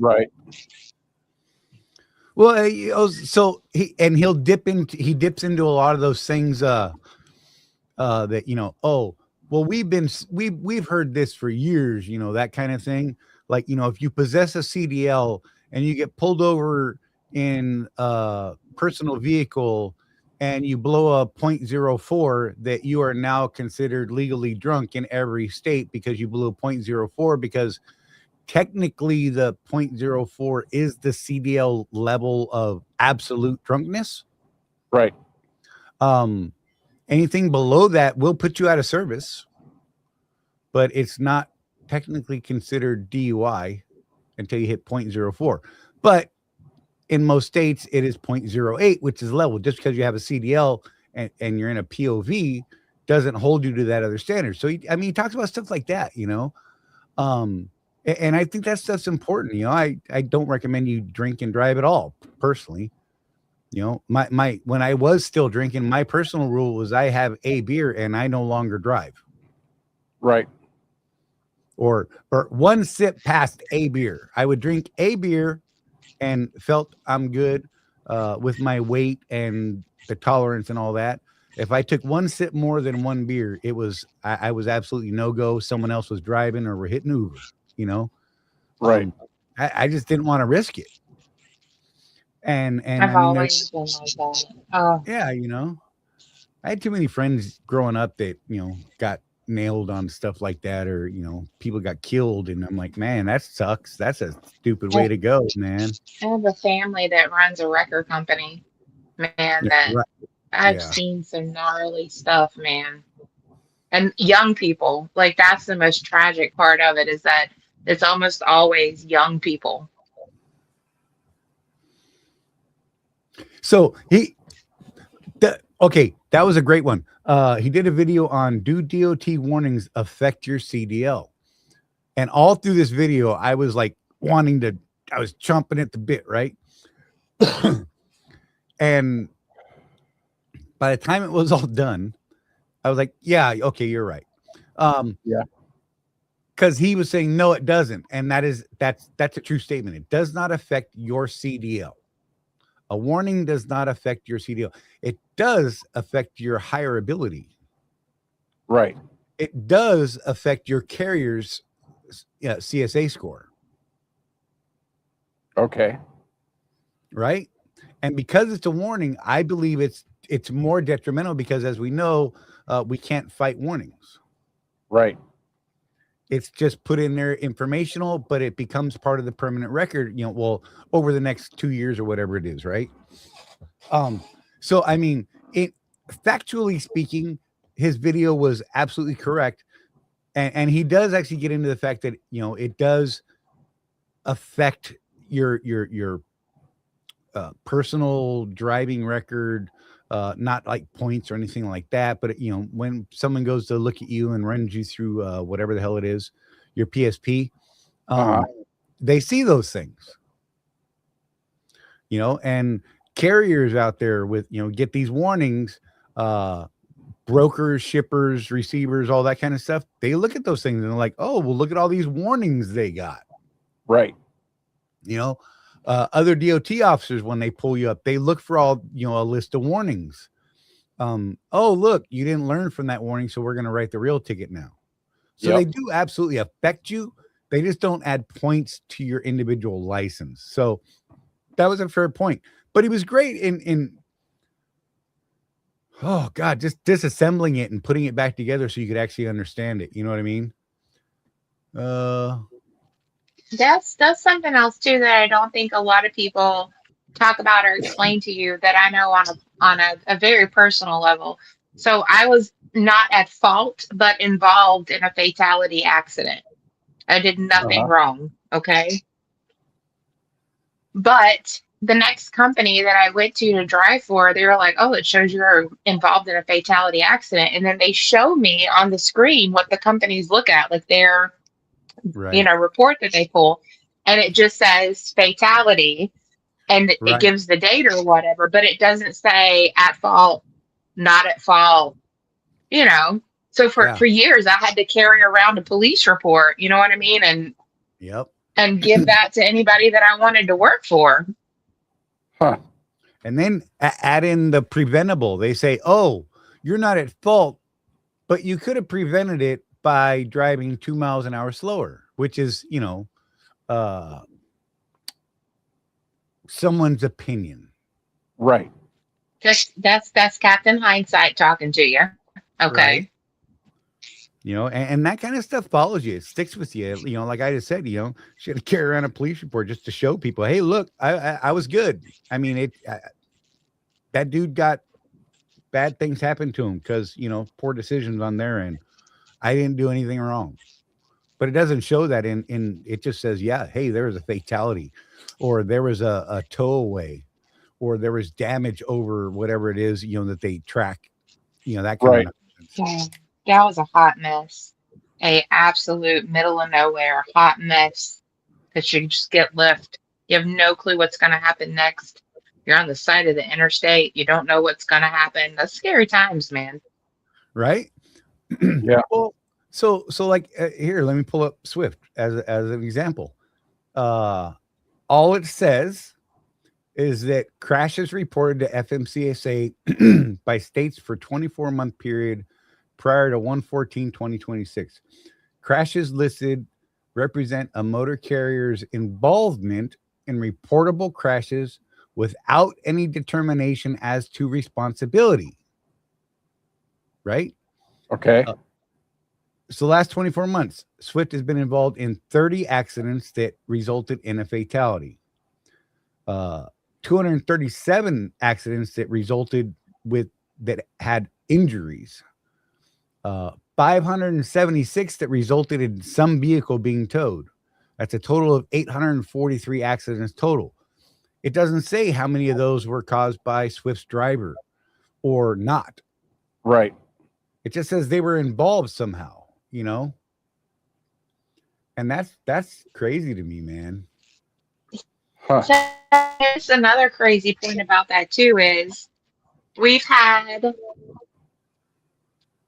3 in the last, I don't know, 4 to 5 months that people have been dumb next to us that bounced off of us, right? Right. But we ultimately have ended up, putting out money and settling outside of court when we were in no way at fault. Right. Well, yeah, I mean the average the last average that I heard for the average non-injury settlement involving a Swift truck was like 70 grand or something like that. Really? Yeah. Oh yeah. I had back in November, we had a situation where she says she rolled back. She was honest, right? It's like she rolled back just a little bit. And it wasn't a long distance. And I can't understand why that guy was so close to her. It was another semi. Right. No damage to the trailer. The only damage to the front of the semi behind her was just a little dent on his little bumper, right? There was nothing else. Nothing was pushed back. It wasn't tore up. They just hit my P&L with $57,000 Good God. for that. Huh. Like you would be yeah. Those Right. numbers are outrageous. Lawsuit lottery, man. It doesn't even have to be a lawsuit. That's the thing. They just say, And I'm gonna sue you. And they're like, here, have some cash, bro. Yeah. Would this and keep I'm you happy? terrified now. We have one over the weekend up in one of the northeast sites. We hit a 2025 like Mercedes Benz. We didn't hit them. They hit us. And the police report clearly says that we're at fault, like we're exonerated. Okay. And now we're all like terrified. We have like a bidding war happening on the call every morning to see how much they're going to hit us with when they come back and say that they're injured, they're hurt, they're flopping like a fish. Yeah. Right. Yeah, it's crazy stuff, man. I don't even understand it. It just I just don't get it. Yeah, T-Bone said he lost a 19-year-old daughter to a drunk driver. That sucks, man. I can't even imagine. No. Good Lord. So a couple of things are happening in Utah, Charlie. What's that? I think I told you about that. If you get what they consider excessive DUIs, which I think they say the number is 3. Okay. You get a new license, and on that license is printed no alcohol sales. Oh, that started on January 1st. That would be hilarious. I'm just saying. Because I'm always baffled. Look, because I'm old, right? Mm-hmm. And sometimes I get offended, and sometimes I'm like, bless your heart, when they ask me for ID, to buy a cigar, or back when I still drank a beer, right? I'm like, oh God, I love you, But that would be hilarious because, a lot of these places just check regardless. They just don't care. They just show me an ID, and they look at it, and if they had a great big old red stamp across it that says no alcohol sales, that would be great. Yep. The other thing is, ahead of the Olympics, they're considering going with a .02 instead of a .08. Right. And I don't know about that. I think mouthwash might make you blow a .02.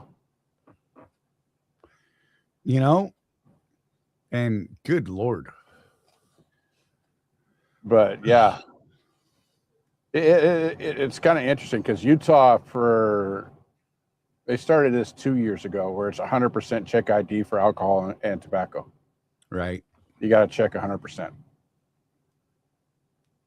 I have noticed that the 7-Eleven, owned by a certain group of people, doesn't check IDs. Right. Well, they'll be upset when they lose their alcohol license. I'm just saying. Yeah. Utah's got some pretty bizarre rules with alcohol. They're kind of like in Oregon, but a little more lenient, where if it's above a certain alcohol content, you have to buy it from the state. Right. So like the beer at Walmart, and I'm not a drinker, so I don't know what the percentages are. Right. But the beer that you buy at Walmart is a lower alcohol content than if you go to the state store and buy it from the state. Right. Kind of interesting. It's a trip for sure. So they make a specialty beer just for like the convenience stores and stuff? Yep. With a certain percentage? Yeah. Huh. We're not the only state that does that, though, so it's not like we're putting Coors out of business or anything. Right. There's other states that do the same thing. Trucker Tim asked, when does that come off your license, Jeff? Do you know anything more about it? I think it's on there for 3 years. Wow. The article I read. I love it. I think that's great. So apparently the thing with the .02 is that they had a bunch of people, because we all know some people, they have one beer and they need to not even walk. Right. And other people can have an entire bottle of tequila and be fine. Right. It's I weird, would be the right? first one in that scenario now. So during the Olympics last time, they pulled over a lot of people that probably shouldn't have been driving, but they didn't blow a .08. Right. They'd blow like a .05, .04. And that's the reasoning behind this. Ahead of the Olympics, they're thinking about going to a .02. You drink it all, Wow. you don't drive. Wow. I mean, If they set a precedence for that, like, can you imagine states lowering it for like the holidays? You know what I mean? Like the travel time for the holidays and stuff like that. They do a seasonal law during the holiday season to cut accidents. so I look at this from wearing two hats, right? Mm-hmm. One from the practical side that says, that's fantastic. And then the constitutional guy. Right. You know what I mean? I don't know how to process it. I think it could So be Charlie great. thinks it's great. But if you go back and you look at the interviews of people when they first introduced like the DOT laws, I'm not the DOT, but the DUI laws, Right. and you hear the people that are in there like with their kids in the vehicle with them going, the government's telling me I can't even drink a beer and drive. Right. You know? Well, I remember going fishing with my best friend one time, and his old man was an alcoholic, hardcore. Like I never knew the guy to never ever not have a beer in his hand. And we're driving back from the fishing hole, and he's got his beer in his hand. This was out in Baker, Oregon. And the old man was from Baker, Oregon. So we get pulled over, right? He sees the beer in Rich's hand, and he looks at him and goes, "Come on, Rich, you know you can't do that anymore." Because up until what, like the mid to late 70s? Yeah. You know? Yeah, it's a trip, man. But I will say the supremacy clause states that a state cannot have a regulation that's under what the feds require, but can be over. That's, with very few exceptions. I think California just got slapped for their open carry law. Oh I yeah, think they just got slapped down for that. yeah. They're still doing what they do because they're them. Yeah. So it's kind of a weird thing when you start talking about the Constitution. Yeah, yeah. Jeff, I mentioned earlier that Jeff and I had a conversation about this stuff going on in the news, and that we had slightly different opinions on certain parts of it, and that's because I've been watching like everything I can watch on it to get as much information as possible from the left, the right, the center, the top, the bottom, whatever, and it's changed my view on a couple of things. And as far as my stance on specific items or things like that, but it basically comes down for me that if you're truly a proponent or a backer of the U.S. Constitution and the amendments that go along with it, then I believe you have to be, let's say the freedom of speech, you can stand out there on a public sidewalk and scream F the government. Yep. Right. And F Republicans or F Democrats, whatever you want to do. Totally acceptable. You don't have to agree with them, but you should absolutely be willing to defend their right to do that. Yeah. I'm not happy when I see a U.S. flag burn, but no, I'm happy that they have that ability so that in the event someday, maybe I want to, I don't know. You never know how things go, right? Yep. I mean, I would be upset if I had sworn allegiance to the, flag of Minnesota and it changed the way that it has. I'm just saying, I think you got to be open to that. I think with great power comes great responsibility, and we absolutely are failing to teach that, or many people. I'm not saying everyone, because I know a lot of people are doing their best to teach the next generation, but I think there is a lot of failures to teach the next generation that great responsibility that comes with the great power and the freedom that we have. Right. Well, and Charlie, remember, it's not that we technically disagree. Right. It's that we agree for different reasons. Yeah. Definitely. Stephen Gibbon, 1942, said Canada has a two-tier system in which if you're suspected to be between 0.05 and 0.08, it is a 24-hour roadside suspension and impoundment. Blowing over 0.08 is a criminal code offense. Interesting. Huh. I don't think I can argue against it.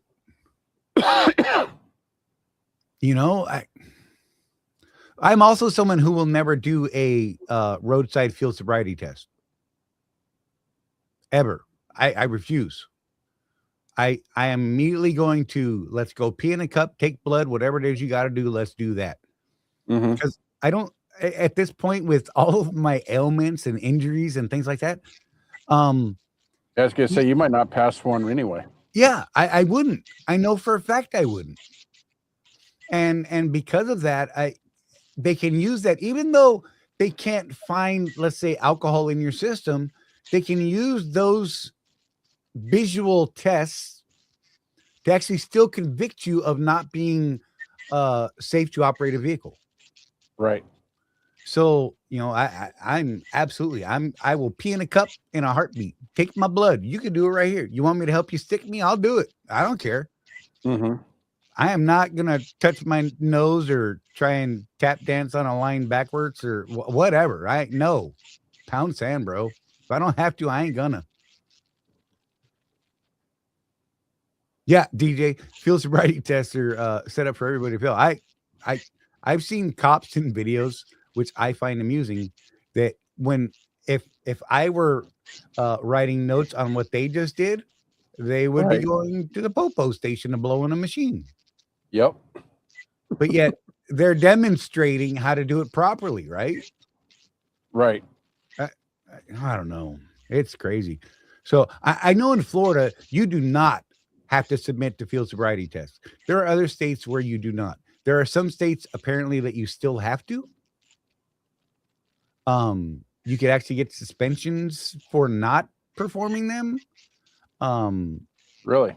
In Florida, you do not have to submit to field sobriety tests, but you will have to submit to blood, breath, or urine. Okay. And it's not your pick, it's their pick. They pick whichever they want, and they can pick multiples. But you also have the ability in Florida to then request your own independent test, and which you pay for out of your pocket through another testing facility, blah blah blah, right away, right? Right. So I just for the longest time when I found out you didn't have to take them, because I've always worried about that, because my balance has been shot for years. I mean, decades at this point. Inner ear problems, TBI stuff. I mean, just getting old, bad hips and knees. I mean, good Lord, man.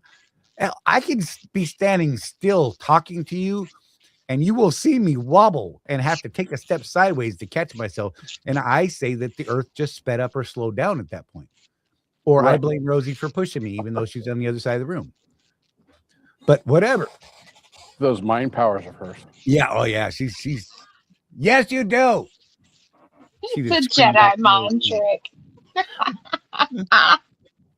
But yeah, it's a trip. So, I mean, learn the laws for your locale or where you're driving. I'm just saying, because, wow, this got to a weird place. Don't give people evidence that you don't need to. Some of these things are a little different in a commercial vehicle, because we do actually give up some of those rights by possessing our CDL and operating a commercial vehicle. Like, they don't have to have a reason to stop us. They literally can just stop us because they had a tickle in their pants and they wanted to stop somebody. And they're doing a level 1 on the roadside, complete with freight inspection, the whole 9 yards. You don't get to say no. Hey, since you brought up free speech, Charlie. Yes, sir. I did something yesterday that I never thought I would do. I defended AOC. What? Yep. That's fair. One of those super far right groups that I follow, just Right. for entertainment value, had a question on their Facebook page. Should AOC be removed from Congress for her anti-American rhetoric? And I'm like, are you people stupid? Right. No. I did put in there, though, that I am curious how she went from being a bartender to $148 million in 4 years. But that goes with all of those guys in Washington. Right. I mean, there's too much of this rules for me, not for these stuff going on right now. Right. And the free speech thing seems to be getting hit hard. Right. You can't say that. Well, yes, you can. You can actually say whatever you want. The second you lay hands on somebody, though, that changes everything. Don't lay hands on people. They don't hire lease drivers out of any state. Let's just get the words here, because words are important, y'all. There are certain states that Swift does not contract people out of. California, Illinois, there's a bunch of them. You could just give Michelle Cantrell a call. Isn't it? It's 12 or 13.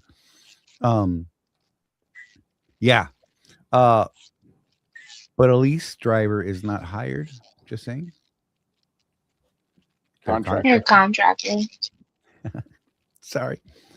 I can't let go of stuff like that. I apologize, you two. Caslin had asked the question, is there states that they don't contract lease drivers from? Like that? Contract lease drivers from. That's what I'm changing his question to. And yes, there is. I think New York is one of them too, right? Yep. Yeah, it's like California, Illinois, Oregon. I think Washington now as well. New York.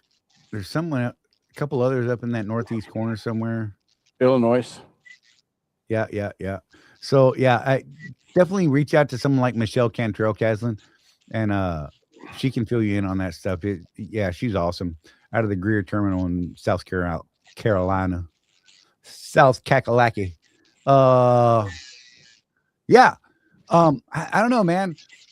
Yeah, I've had a serious brain struggle this week with a lot of this stuff happening in the news. Trying to, like I said early in the show, Jeff, you missed it. I'd have missed it. Keep an open mind. Be open to learn something and see another perspective, because, if you're just snapping to a decision based on one view, there's an awful lot of other stuff out there that could be actually pointing to the reality of what's actually happening. Yeah. And I think that's I think that's really important. I see lots of Swift trailers in Canada. Yeah, for real, DJ. Like I used to love running Canada, man. It was like my favorite thing to do for the longest time, just because everybody's so damn nice up there.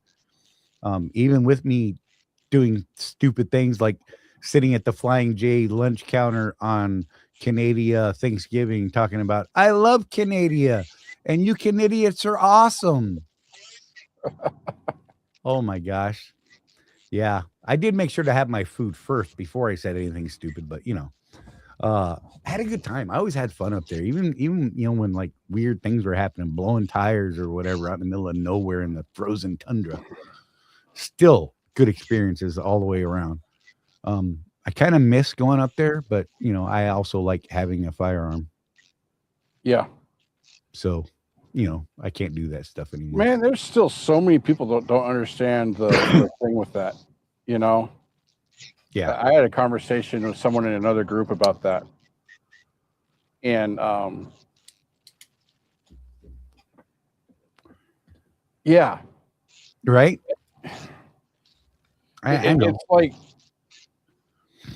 they think they know something, but they never actually bothered to look into it. Right.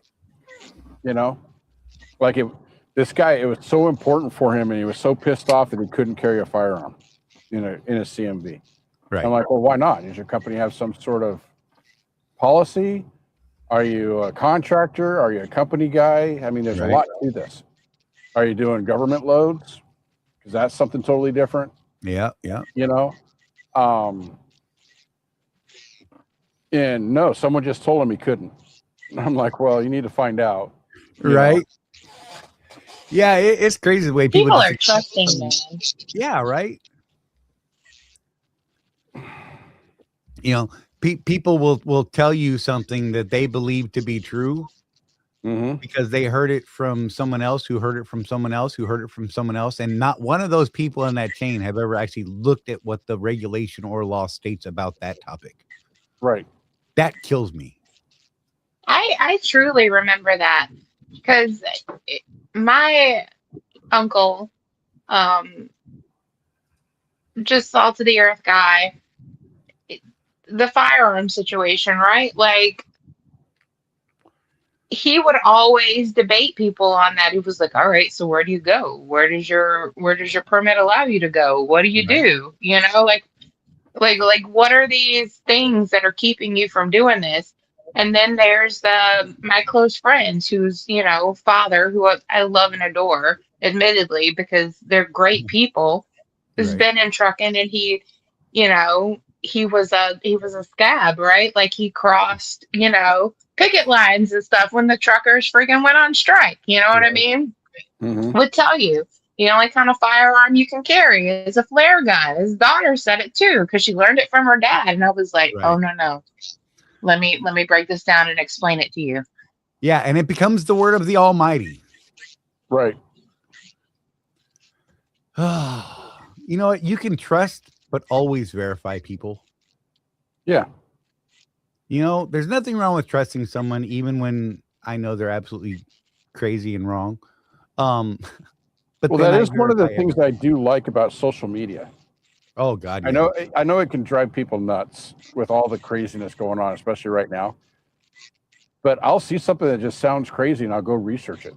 Right. I never would have cared before. Yeah. And now I know something.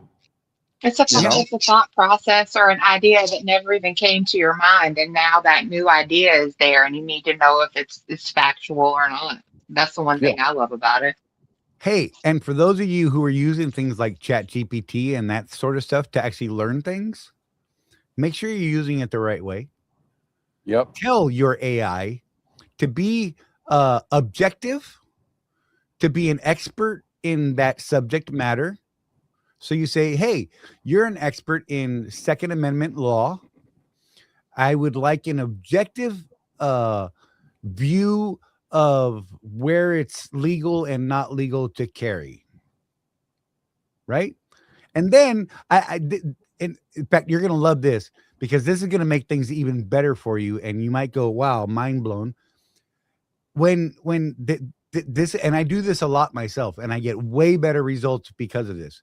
So that very same statement, before I write that statement, I say, produce a prompt that will get me better results that are far more unbiased and more truthful and factual based on the prompt I'm typing below. And then I'll say, you are a Second Amendment scholar, and ask my question, right? And then it'll provide me with a prompt and usually just follow up with the answer to that more advanced prompt. Yeah, that's one of the things that have driven both of us nuts through this journey, though, Charlie, is right. Why didn't it just do that in the first place? Well, it won't do anything you don't tell it to do. Right. It's not sentient. And that's kind of the beauty and the pain in the butt about it. You have to know how to talk to it. You have to know how to get the real information out of it, because if it thinks you are a left or right leaning individual, it will absolutely feed you one side or the other. Yeah. It will absolutely. I regularly update my custom GPTs to make sure that they always push back when and if there's something that, maybe I'm just not looking at well enough with an open mind. Don't just feed me what you think I want to hear. Let's only deal in facts and statistics and math. I used to carry in banks all the time. Yeah. I'm going to say federal buildings is a no-no. So I'm going to push on you on that. Right? Well, no, it's not a federal building. It's going to be a state building. So the laws in the state of Georgia allow a loophole to be able to go into the state and federal buildings within the state, right? The loophole to the state of Georgia is that it must be posted. So they have it posted that you can't have it, which makes it to where you can't. But if it's not posted, you can tote it in there. Yeah. Georgia has very clear posting laws. Everything must be precise in wording, lettering, general statute, everything. Bars, churches, schools. And like the way stations now specifically are referring, because Florida became an open carry state and a constitutional carry state. Like if you go to the way station, it specifically says, even with your concealed carry permit, you cannot carry your firearm inside this building, which is absolutely fine. I ain't mad, whatever. I just leave everything in the truck like I'm supposed to. When I think it's a good step forward. I think it's a good step forward for Florida, man. Oh, because I came from Georgia, and I was like, this is boo-boo donkey BS. Right? Why are we doing this? Yeah. I mean, I'm not a fan of people open carrying. I'm just not. I think it's silly at times. And I think there's a majority, maybe not a majority, I can't say majority, but there's a lot of people out there that open carry just to look cool, like carrying their big 6-shooter on their hip in their Western quick draw rig and whatever, I just understand you're a target. You know what I mean? Like if you're from like the area, it's gonna be like by the area that you're in, right? So if you're from like where I'm from, and people are hunting, fishing, like my family, on a hunting plantation.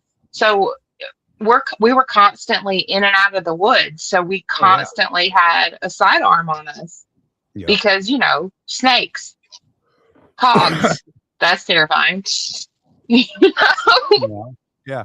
No, and I get that. It's just when you get into like these more urban areas, we'll say, populated cities, things like that. I feel like you're putting a target on your back saying, "Hey, look at me. I've got a pistol. Come snatch it off my hip." And people aren't aware enough of their surroundings to do that.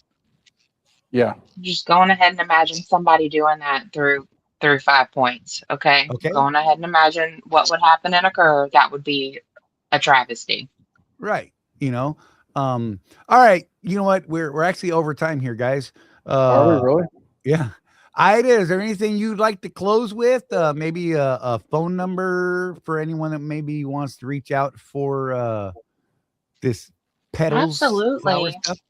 I am putting Charlie, you may have to do it for me, dear, I'll type it for you. because it's being boo-boos. The office number, put the office number in there and have them reach out to me. It's 386-466-3705. And we should be looking for help, to start pulling you guys in the next week. Actually, right now, I am working on building our trailer pool for it. So I definitely have work for people, and right now is go time for us. It is the season of insanity and flowers. You're right. So And there might be some opportunities after that as well, if you're still interested after that. And so, yeah, that's kind of a cool thing. for sure. Jeff, what do you got, brother? Are we ending? We're ending, man. We're Okay, out, well, bro. Keep that rubber side down, and remember, with no action, there is no traction. And like always, look after each other. There's no one out here looking after us but us.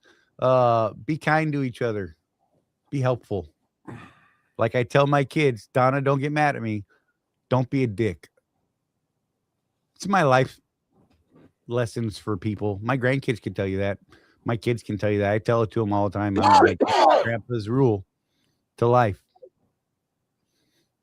So with that, we're out. Thank you guys for sticking in with us on a Thursday night. Such a weird night for us to be on. And I appreciate everything that you guys do and the way that you support us. And you're awesome. We'll see you hopefully next Tuesday at 6 p.m. Eastern time, like usual. And we'll catch you when